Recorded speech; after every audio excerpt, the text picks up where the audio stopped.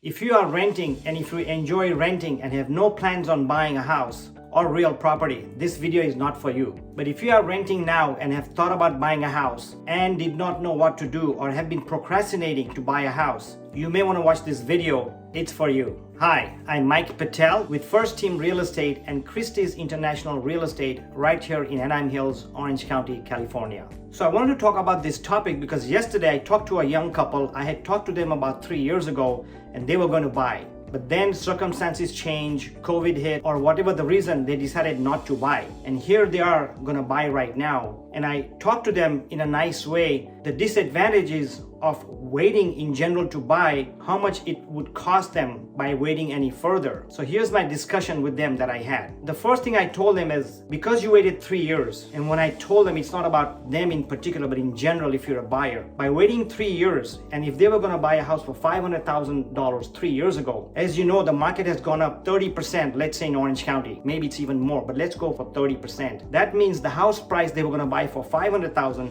is now $650,000. So right off the bat, by waiting for 3 years, they're gonna pay additional $150,000. The second thing I told them about is that, look, you rented for 3 years. And if we take an example, so they rented for 3 years at $2,500 a month, that's 36 months. So they just paid $108,000, which is pretty much gone. In a sense, they pretty much lost their deposit. As soon as you pay the rent, it evaporates. And when you're renting and you're paying $2,500 a month or $3,000 a month or $5,000 a month, you lose that money. But guess what? The landlord gets richer. So the landlord is becoming rich by you paying the rent. By the way, if you're coming here for the first time or if you've been here several times before, I really appreciate it. So I would ask you to subscribe to my channel. I come up with videos like this, informational videos, market updates, house tours every Thursday. And also I have a bonus tip, a really nice bonus tip why you may not want to rent any further if you're thinking about buying a house. So hang on till the last tip towards the end. So I continued my conversation with the couple and I said, look, by buying a house, you also get a tax advantage. If you are paying $2,500 a month and when you buy a house, let's say you pay $3,000 a month, in a sense, because of tax advantages, you may end up just paying $2,600 or $2,700 a month because of the tax refund you may get. Of course, I'm not an accountant, so please ask your accountant or your CPA. But when you buy a house, you get a property tax deduction, you get interest rate deductions, you get a homestead exemptions. So those tax advantages could save you $200, $300, $400 a month. So that's an advantage that you're not getting right now when you're renting. At this point, the couple was getting frustrated and I could understand. So I was trying to be nice to them, but I carried on with my conversation on why they should buy now and not wait another 3 years. And the other reason I gave them the disadvantage of renting is that they are not building equity. Well, how do you build equity? So as I mentioned earlier, if you're paying $3,000 a month rent, it's gone, evaporated. But if you pay $3,000 a month in mortgage, the $3,000 includes principal and interest. So every month that you pay, let's say the $2,500 goes towards interest, you are saving $500 a month every month. And as you go, time passes, the $2,500 interest will become $2,500 principal towards the end of the mortgage payment, and your $500 will become your interest. So every month that you pay, you are paying down your loan and building equity in your house. One of the biggest ways or the fastest ways to get rich is by buying real estate and paying it down. The other advantage of buying a house is you get appreciation. You don't have anything going on. But let's say you did not buy the house for $500, which is now $650. So if you buy today the house for $650 and after 10, 15 years, that